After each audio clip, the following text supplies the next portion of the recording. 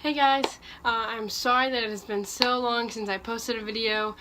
These past 2 weeks of school have been crazy with essays and tests, and if you're a senior at my school, you know what it's been like. We're going to New York on Monday, so there's just lots of things going on, and I just have not had the time to sit down and really put an effort into making a video, so I apologize for that and for the inconsistency. I'm working on it. But today I just want to talk about something that kind of sparked out of my AP Spanish class at school. So in my Spanish class we were talking about things in the family, like dysfunction things or things that cause like problems in the family, whether it's like a lack of communication or lack of money or different things. We were just talking about the structure of family and what causes divorce or really anything. So we were just talking about that, and we had a bunch of lists of like challenges in the family. My teacher asked me, like, which one do you think is the most important and why? And I said, okay, and I was like, well, I can tell you which one I think is most important on that list, or I can tell you which one I think is most important to me. And she's like, yeah, if it's not on the list, let's talk about it. And I was like, okay. So what I said was, let me see if I can remember what I said in Spanish. This could be wrong, but I said like, cuando Jesús no es el centro de la familia, hay muchas problemas. Basically what that means is when Jesus is not the center of a family, there are many problems.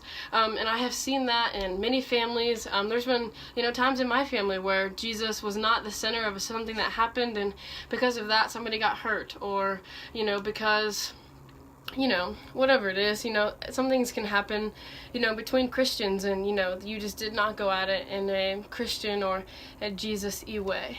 So when I said, when Jesus is not the center of the family, that's like the biggest challenge. I think that's what's most important, is that Jesus has to be in the middle of it. And she said, okay, well, why? And then I said,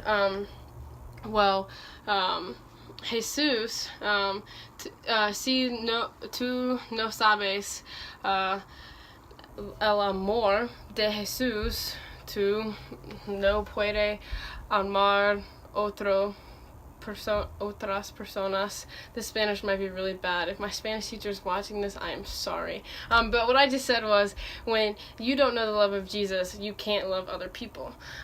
So that's hard in your family, if you know Jesus and your family doesn't, right? Or vice versa. If your whole family doesn't know Jesus, then you can't really love them well. So until you understand the love of God, until Jesus has brought you to a place where you understand His love, then it's really hard for you to walk in a way where you can love other people well. And that's like such a foundational thing in the Christian faith, is learning how to love other people because you are first loved by God. And if you try to love other people out of your own effort and out of your own merit, you're gonna fail. You just will, because there's nothing in us as humans that can empower us to love other people. At least not love other people well, or love people like Jesus loves people.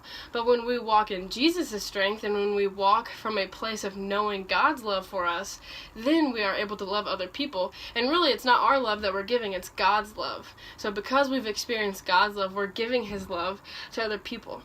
So I just challenge you this. If you are a Christian in your family, and your family is not Christian or does not walk it out, I would just challenge you to show them the love of God. Show them Jesus. Love them like Jesus does, and they will see that. And then if you live in a house where everybody is Christian, and you do the Christian stuff in school and church and stuff like that, I would encourage you to talk about that with your family. Be like, hey, let's talk about how we do this well. How do we love each other well?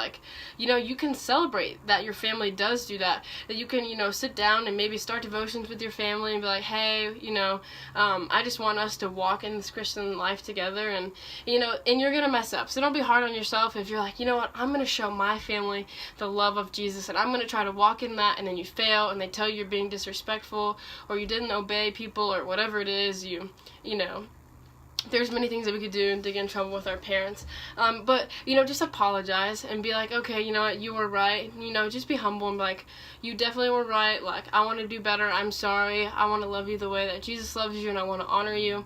Just be willing to be corrected. So I just say that there's grace when you mess up, there's grace when you don't love people well.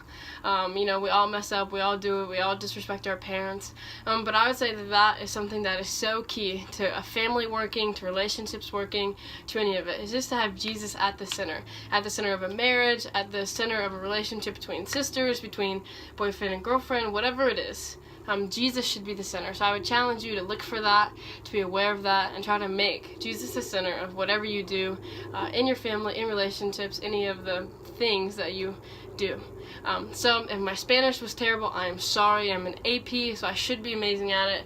But if it wasn't perfect, I'm not perfect, so don't hold it against me. Again, sorry that this video is coming like so late. I'm going to try to get them out to you at least once a week. But thanks for following, thanks for liking. Love you guys, and have a great Wednesday.